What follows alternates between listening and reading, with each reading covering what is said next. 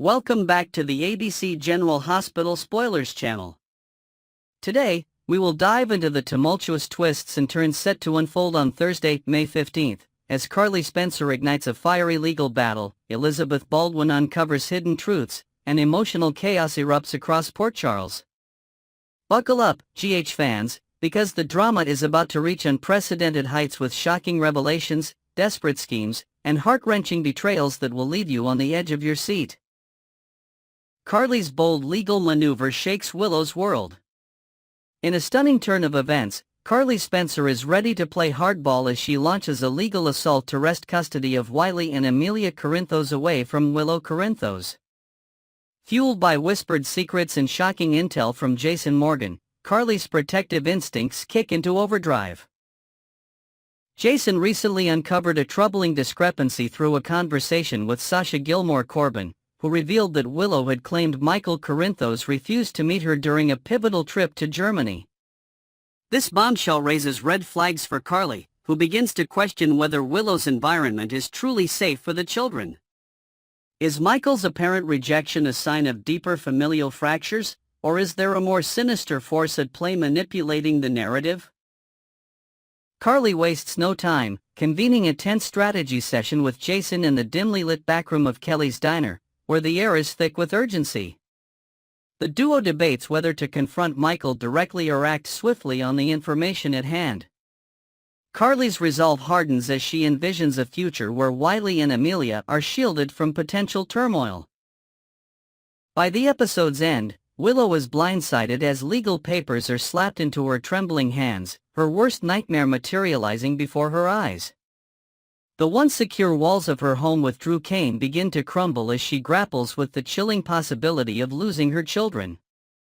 Drew, ever the steadfast partner, steps in with a reassuring hand on her shoulder, promising to call in a favor from a high-powered attorney friend rumored to have ties to the Coeur d'Alene legal team.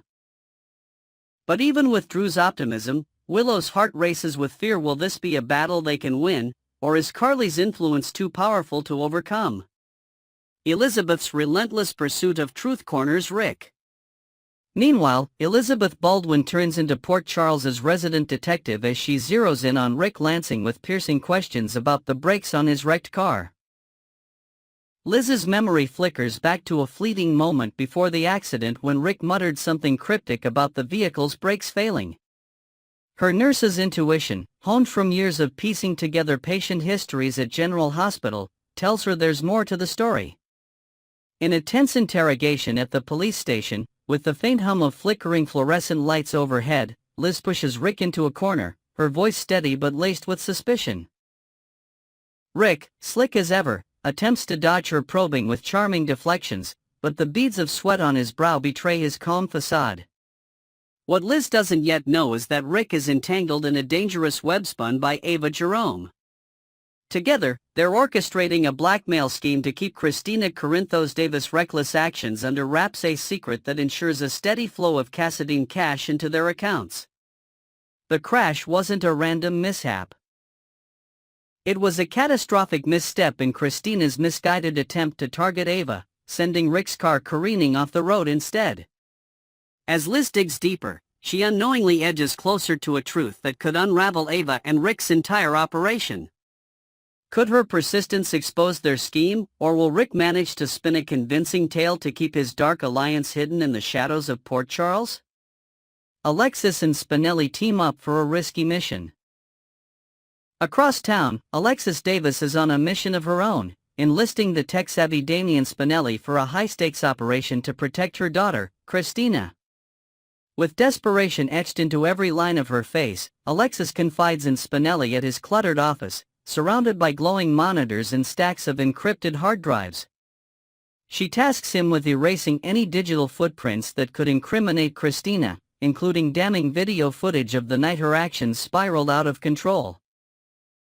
Spinelli, ever loyal but visibly torn, also accepts the challenge of locating the sabotaged vehicle, which remains a ticking time bomb of evidence stashed somewhere on the outskirts of town in a rusted garage owned by a shady mechanic with ties to the mob.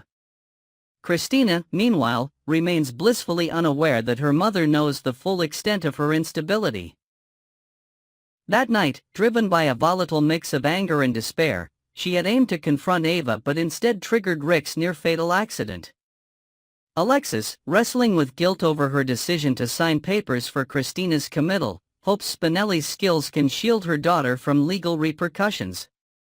Yet, the emotional chasm between mother and daughter widens as Christina, confiding in Dante Falconeri under the soft glow of the Piers streetlights, admits she may never forgive Alexis.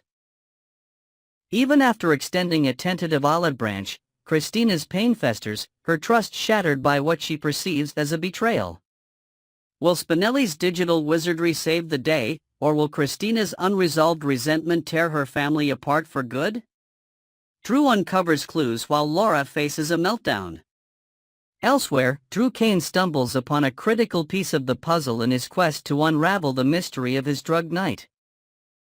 As he sifts through cryptic text messages on his phone at the Quartermaine mansion, a new lead emerges that might implicate Nina Reeves alongside the already suspected Portia Robinson.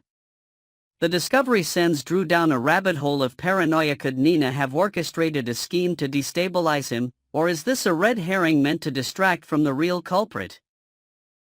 Alternatively, his findings could intersect with Willow's devastating news, compounding the couple's mounting crises as they brace for Carly's custody battle. Simultaneously, Laura Collins reaches her breaking point in a dramatic confrontation that could only unfold in the chaotic heart of Port Charles. Sources hint that Ezra Boyle, a shadowy figure with a knack for pushing buttons, is the catalyst for Laura's explosive meltdown. In a public clash at the mayor's office, with onlookers frozen in shock, Laura's usually composed demeanor shatters as years of pent-up frustration boil over. Whether it's a personal grievance or a political power play, Ezra's taunts strike a nerve, leaving Laura to question her strength as a leader and a mother.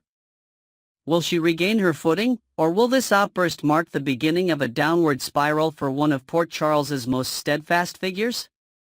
Emotional stakes and unanswered questions. As Thursday's episode looms, the residents of Port Charles are poised on the brink of life-altering decisions and revelations. Carly's legal gambit threatens to upend Willow's family, while Elizabeth's dogged pursuit of truth puts Rick's dangerous secrets at risk of exposure. Alexis and Spinelli's covert mission to save Christina hangs in a precarious balance, haunted by the specter of unforgiven wounds, and Drew's discoveries promise to unearth buried scandals. With Laura's emotional eruption adding fuel to the fire, GH fans are in for a roller coaster of raw emotion and unexpected twists. Next, we will unravel the intricate web of secrets and deception brewing between Emma Drake and Jocelyn Jacks as their seemingly heartfelt connection takes a darker turn at Port Charles University.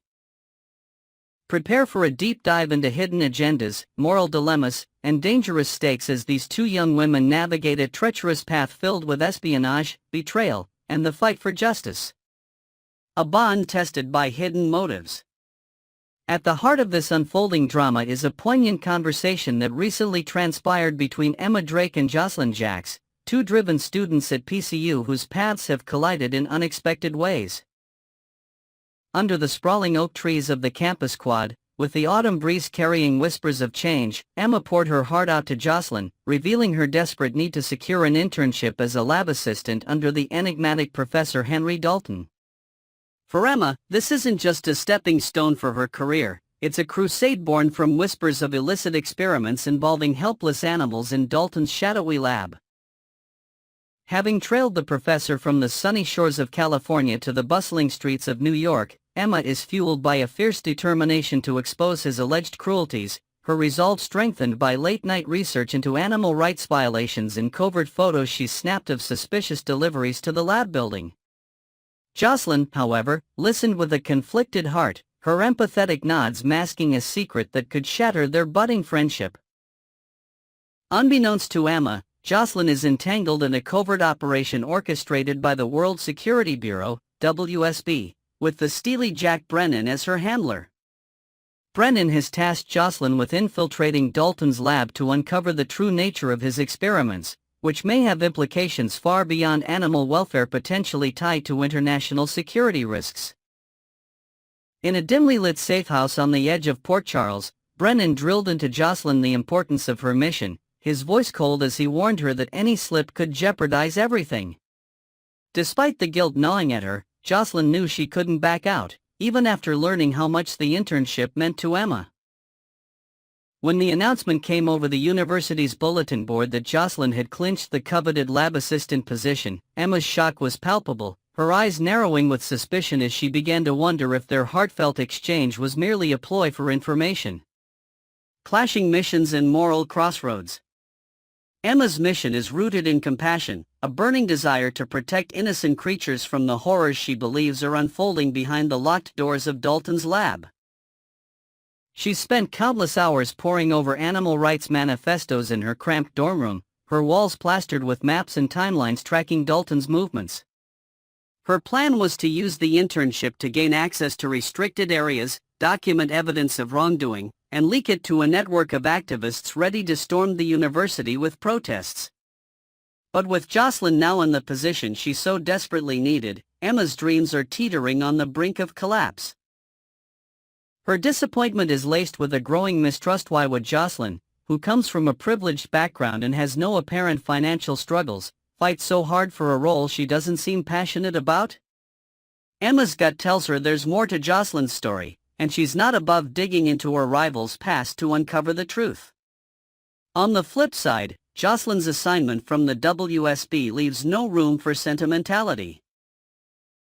Brennan's orders were crystal clear during their last rendezvous at a secluded diner far from prying eyes: secure the data on Dalton's experiments, relay it back discreetly, and ensure no one, not even Dalton himself, suspects the agency's interest. Jocelyn's role is diametrically opposed to Emma's. While Emma seeks to halt the research, Jocelyn must extract every scrap of intel, even if it means enabling the very work Emma abhors. The weight of her double life presses down on Jocelyn as she recalls Brennan's disapproval over how she handled a critical piece of the puzzle: Emma's flash drive, which contained encrypted notes on Dalton's activities. Though Jocelyn gleaned valuable insights from their chats, she couldn't help but feel a pang of regret for exploiting Emma's trust.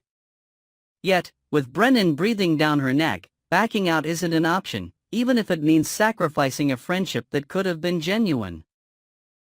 Suspicion sparks a dangerous game. As Emma's suspicions simmer, she begins to piece together the puzzle of Jocelyn's motives with the tenacity of a seasoned investigator. Late at night, fueled by black coffee and determination in the university library's quiet corners, she scours social media, campus records, and even old Port Charles gossip for clues about why Jocelyn would so fiercely pursue a job that seems beneath her interests. Emma knows Jocelyn isn't driven by a need for money, nor does she share the same fervor for animal welfare. Could there be a hidden agenda at play, something more sinister than mere ambition? Emma's sleuthing might lead her to overhear a cryptic phone call between Jocelyn and an unknown contact, her mind racing with theories about espionage or personal vendettas. The more she uncovers, the closer she edges to a truth that could put her in grave danger. Jocelyn, sensing Emma's growing curiosity, treads a tightrope to maintain her cover. In a tense moment at the lab, surrounded by the sterile hum of equipment and the faint scent of chemicals, she catches Emma lingering near restricted files, her heart pounding as she deflects with casual small talk. Brennan, ever the shadow in the background, has warned Jocelyn that if Emma gets too close, drastic measures may be necessary. Enter Vaughn, a mysterious WSB operative known for his ruthless efficiency, who might be called in to throw Emma off the scent. Whether through subtle intimidation, a late-night warning outside Emma's dorm, or planting misleading information, Vaughn's involvement raises the stakes. Jocelyn, torn between her mission and a lingering desire to protect Emma, grapples with the chilling reality that her friend could stumble into a situation far beyond her control, where even the WSB's protection might not be enough. High stakes and uncertain futures. The tension between Emma and Jocelyn sets the stage for a gripping clash of ideals and secrets at PCU, with each young woman driven by causes larger than themselves. Emma's quest to save defenseless animals from Professor Dalton's alleged experiments is a noble fight, but her naivety about the forces at play could lead her into perilous waters. Jocelyn, bound by duty to the WSB, must navigate a moral minefield where every decision risks either her mission's success or Emma's safety. The introduction of Vaughn as a potential wildcard only heightens the danger, hinting at consequences neither woman could anticipate. Next, we will explore a bombshell revelation shaking the foundations of Port Charles as Jason Morgan and Lulu Spencer embark on a search for Brooke Lynn Chase's son, unwittingly setting the stage for a family secret that could shatter bonds and ignite long-buried resentments. Join us as we delve into hidden truths, moral dilemmas, and the complex web of loyalty that ties the Corinthos family to a shocking discovery. A joint search sparks unexpected allies. In a surprising twist of fate this week, two of Port Charles's most determined figures, Jason Morgan and Lulu Spencer, find themselves on parallel missions to locate Brooke Lynn Chase's elusive son. Under the flickering neon lights of a late-night diner, Jason, with his trademark stoic intensity, contemplates the reasons behind Brooke Lynn's sudden silence about her child, sensing there's more to the story than meets the eye. Meanwhile, Lulu, fueled by a mix of journalistic curiosity and personal concern, pores over old family letters in her cozy apartment, searching for clues about the boy's whereabouts. Both, unaware of the other's pursuit, turn to the tech-savvy Spinelli for assistance, hoping his digital wizardry can unearth answers from the shadows of the internet and beyond.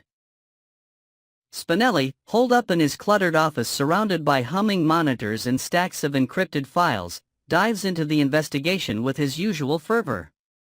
He traces digital footprints through social media archives and obscure public records, piecing together fragmented hints about Brooke Lynn's past. However, as the pixels align to reveal a staggering truth, Spinelli's fingers freeze on the keyboard. The child in question is none other than Dante Falconeri's son, making him the grandson of the formidable Sonny Corinthos. This revelation sends Spinelli into a tailspin of ethical quandary. Whom should he inform first, and how can he navigate the explosive fallout that's sure to follow? A secret paternity and a family betrayal. The gravity of Spinelli's discovery weighs heavily on his conscience as he grapples with the implications of Dante being the father. Jason, who initially tasked Spinelli with this search, had no inkling of the boy's true lineage. Had he known this child was Sonny's grandson, he might have hesitated to dig deeper, aware of the emotional minefield it would uncover. In a tense meeting at a secluded pier under the cover of dusk, Spinelli confides in Jason, his voice low with urgency, knowing he can't withhold such critical information from his trusted ally. Together, they weigh the delicate timing of revealing this secret to Sonny, understanding that the news will hit like a tidal wave through the Corinthos clan, none of whom seem aware of the boy's true parentage. Brooke Lynn, in her guarded silence, had confided the truth only to her mother, Lois Cerullo, during a tearful conversation years ago in the quiet of their Bensonhurst home. Lois, in turn, shared the burden with her own mother, Gloria, and the two matriarchs made a pact to keep the child within their family's protective circle, shielding him from the chaos of the Corinthos world. They believed this secrecy was necessary, not just to protect Brooke Lynn's privacy, but also to avoid stirring up old wounds tied to Olivia Quartermain's hidden son with Sonny, a secret that, if exposed at the wrong time, could have unraveled everything.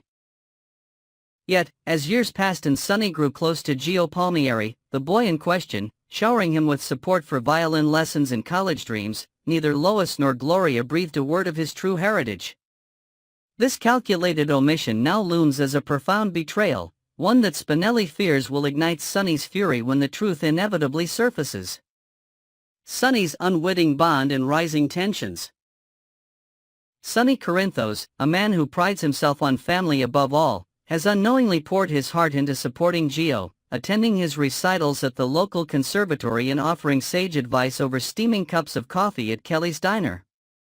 Each moment of connection, from funding his education to cheering at graduation ceremonies, was built on a foundation of trust with Lois, whom Sonny considered a lifelong friend. The realization that Lois and her mother allowed this bond to flourish without revealing Joe's identity as his grandson will strike Sonny as a personal affront. In the privacy of his penthouse, surrounded by framed photos of his children, Sonny will likely wrestle with a storm of emotions: anger at the deception, confusion over why he was kept in the dark even after Dante's own paternity was revealed, and a deep hurt that those he called family could conceal something so fundamental. The Cerullo family's decision to withhold the truth raises poignant questions about loyalty and fairness. For years, Sonny's generosity unknowingly supported his own flesh and blood, yet Lois and Gloria chose silence, perhaps fearing Brooklyn's reaction or doubting Sonny's ability to keep the secret from spiraling into public knowledge.